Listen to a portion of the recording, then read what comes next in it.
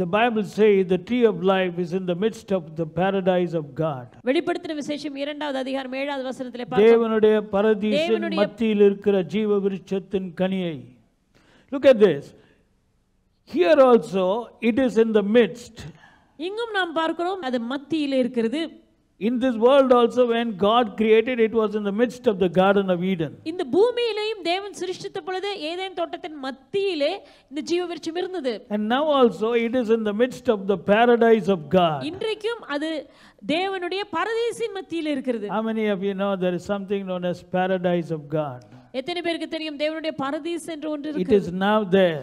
இப்பொழுது இருக்கிறது. And even with all technology, with all those computers, I think man can search, but he won't find this tree because it's not here. It's in the midst of the paradise of God. இன்றைக்கு இருக்கிறதான நவீன கண்டுபிடிப்புகள் மற்ற எல்லா விதமான அவனுடைய மிக மேலான அறிவை வைத்து அவன் தேடினாலும் இதை யாராலும் கண்டுபிடிக்க முடியாது. ஏனென்றால் அது தேவனுடைய பரதீசின் மத்தியில் இருக்கிறது.